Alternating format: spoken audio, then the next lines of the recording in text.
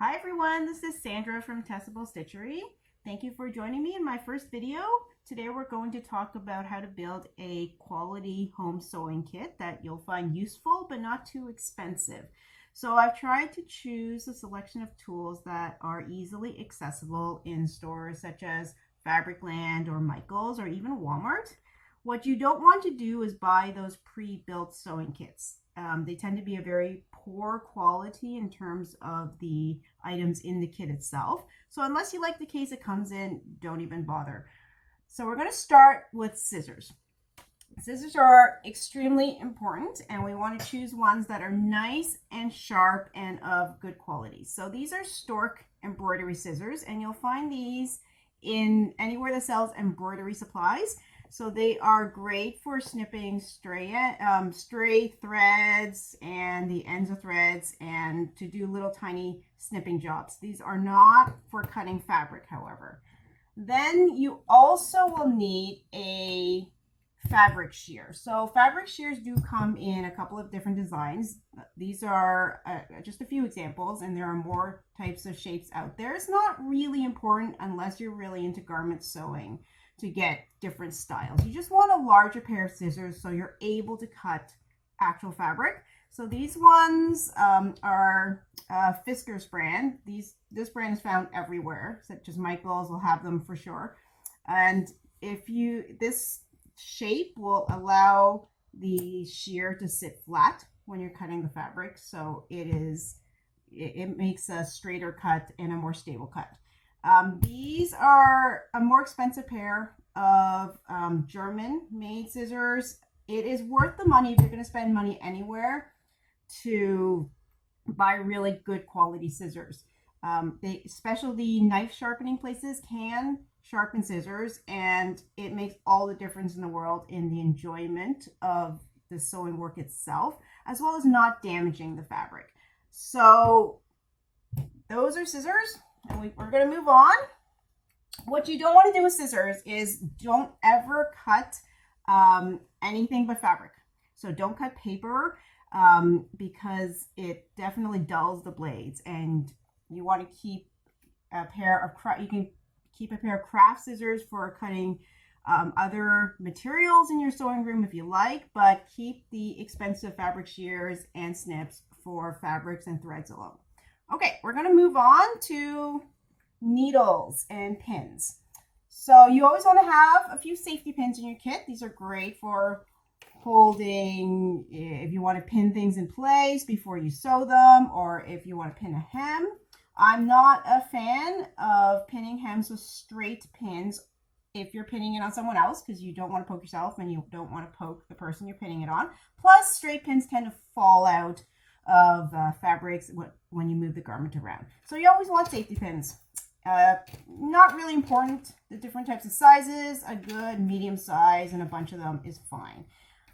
Second, you want to have some nice straight pins, and you would use these straight pins to pin fabrics in place as you're working with them. This is more important if you will be sewing on a machine, but even if you're only sewing by hand, you want to have some nice pins.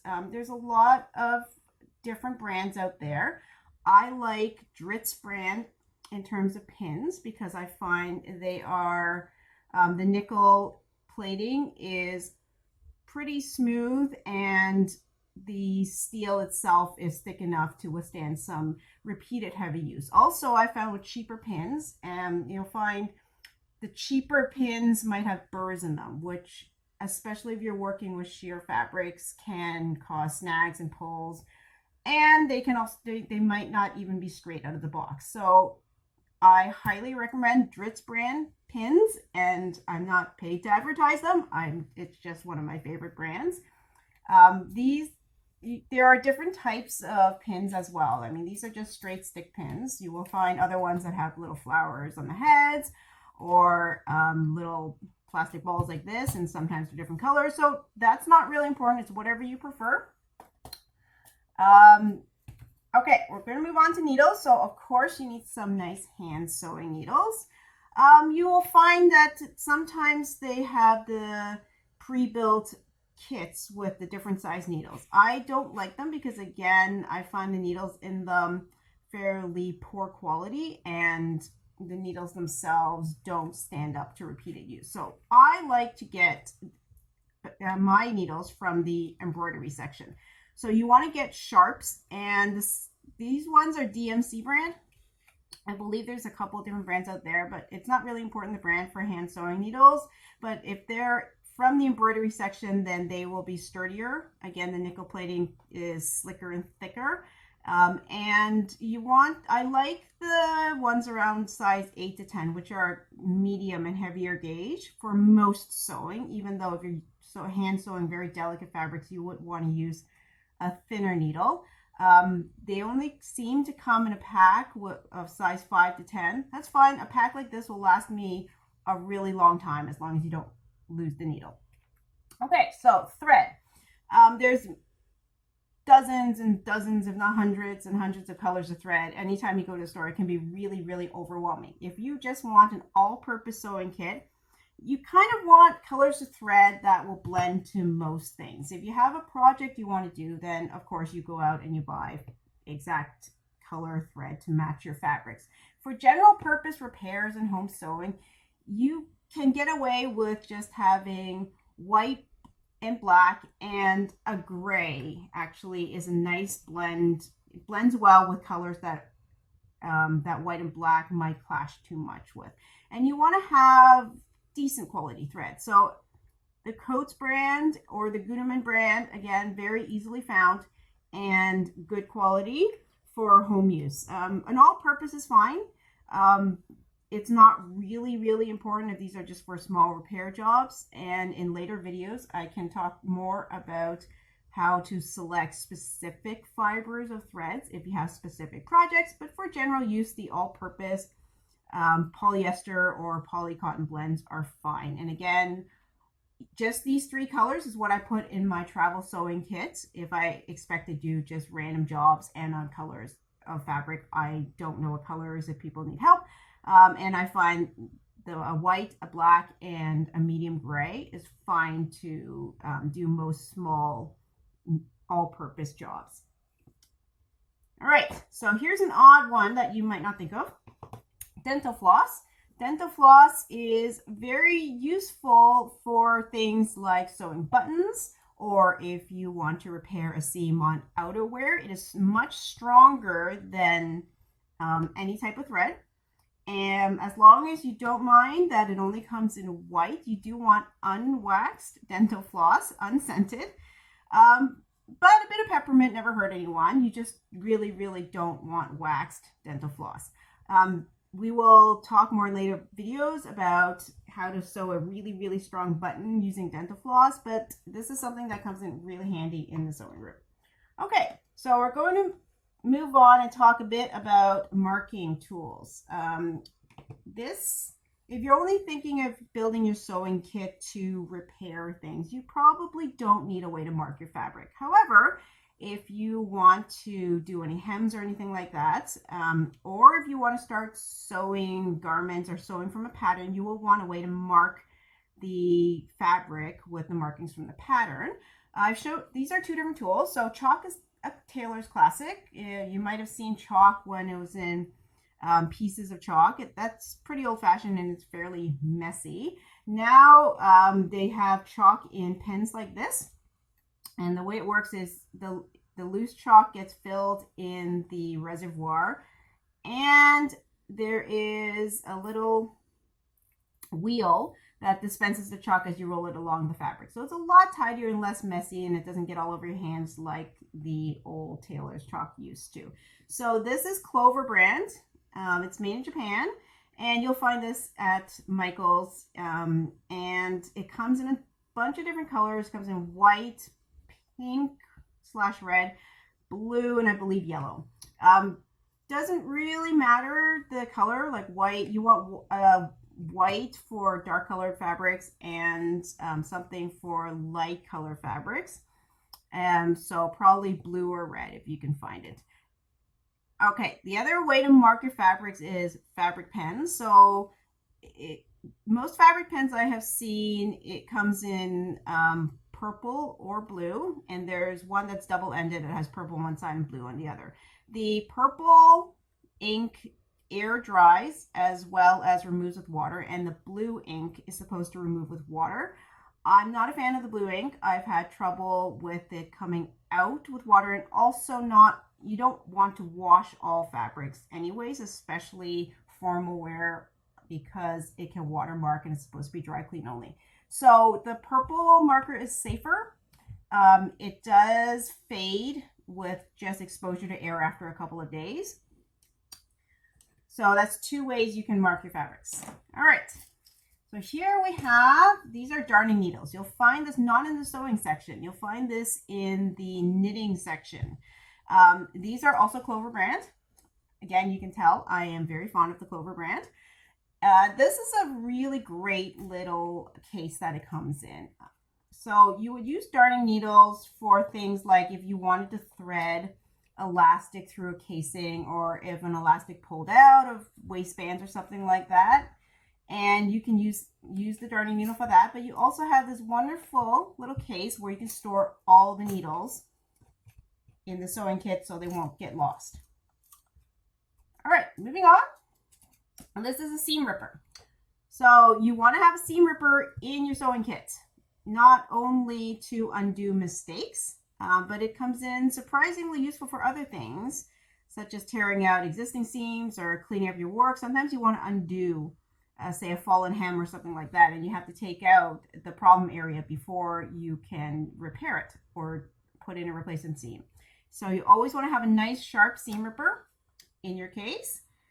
Seam rippers, it comes with a little cap. When you put it away, you can store it in its case.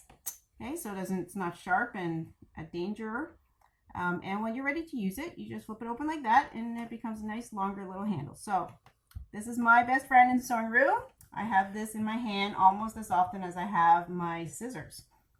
Okay, so now we're going to talk about measuring tools. You need a good tape measure. I like general purpose for most of my use. I like 60-inch tape measure. You want to look for one that says it's fiberglass, because it will not distort or stretch out over time. So I know at Fabricland that they sell a longer tape measure. I find it cumbersome to use, so I very rarely pull it out. I really like the 5-foot tape measure. You also want a small measuring tool for those quick little measurements. If you want, so there's a couple of examples I have on my table here. This one is a measuring gauge. And you will find this at Fabricland in the General Notions area. And it's kind of cute. It has a bunch, if you look on each side, it's different. And each little notch, each little edge here is a different measurement. So it actually comes in really, really useful to check quickly from a 1/4 inch all the way up to 2 inches. It's all on this tiny little ruler. So this is a very small, useful little tool. Another one that I have in my hand a lot, and this comes in really useful if you're sewing it on the machine and you're trying to sew a hem or a width that's a little wider than, say, a 1/4 inch or 1/2 inch. It's hard to eyeball. So this is a quilting ruler. It is a 3.5 inch by 3.5 inch square. Very useful, and you can also, a 4x4 is also great. So you want kind of a small little all-purpose ruler and in your sewing kit. Okay, this is free check. So this is basically for sheer fabrics. So if you cut a sheer fabric like an organza or a chiffon, it's going to want to absolutely fray everywhere. And the old-fashioned way is to have pinking shears. Pinking shears I actually find are not that common anymore. I do have some, but they were hard to find. Second, pinking shears, when you cut with a pinking shear, creates a zigzag, but it doesn't necessarily fray-proof the cut edge. I like to keep this around, really handy, because if you cut a sheer fabric or trim a sheer fabric, you're going to want to stop it from unraveling before you can finish it. The other thing is, if you ever have a tiny little hole develop or a run, like in a pair of stockings or in a fabric you're trying to repair, again, this will stop it from getting worse. If you ever use ribbon for a project and you cut the ribbon, you can burn the end, which takes a little bit of practice and can be dangerous. Or a safer way is, again, to dab a little bit of fray check on the edge of a satin ribbon to keep it from unraveling. So, bit of fray check. Okay, and you always want to have a notepad and a pencil to take notes on measurements or what have you. So keep that handy as well. So now we're going to move on and talk about a few optional tools that I like that you may or may not find you need right away, but if it applies to you, then you can definitely add it and you'll find them useful in your sewing kit. So these are Wonder Clips. So these are made by Clover, and these are great. They're usually used by quilters, but they are really great if you ever sew with heavier, thicker materials. It can be really hard to pin heavier materials, and if it's thick enough, it'll bend the pin, and then the accuracy of the pinning is not that great either. So these are called Wonder Clips. They come in packs of 10, or you can get them in a box of 50, again at Michael's. And these are great for holding thicker materials. They aren't as stable as actually pinning it, because if you have a couple layers of materials, it can shift and slide around. However, these are great for holding things in place as you work. And feeding it through the machine and gripping onto things that are too thick to conventionally pin. Okay, so you might want, if you do a lot of tiny little repairs, you might want to keep some hook and eyes and snap buttons. And these you can find in most places. These are pretty easy to find. So hook and eyes tend to fall out on things. You'll find a hook and eye at the top of the zipper of a dress. A lot of times they get a lot of abuse, and you probably need to replace a hook or eye at some point. They come in silver and black usually. So this is a tiny little box that has a selection of both. And this is another selection of snap buttons. So again, these are just little notions that you may want to keep around. Great for small repairs. The sort of thing you want to have on hand and is used in most sewing applications if you're sewing apparel. Okay, Post-it notes. I like to use Post-it notes in my sewing room. If I want to make a note in a particular alteration, I'll take my pencil, write myself a little note, and I'll pin it to the garment in question. So that way I don't forget. And also the note to myself is on the actual piece that I will be working on, as opposed to having random bits of paper everywhere. So something to consider.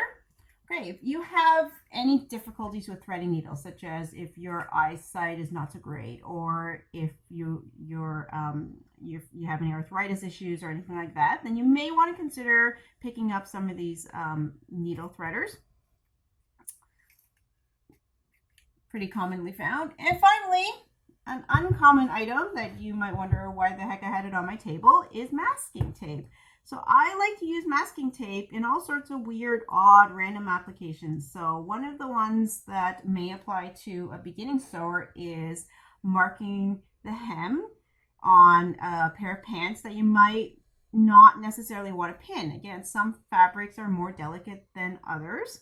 And if you ever come across that, then painter's tape is a great way to mark fabrics that you might be worried about pinning.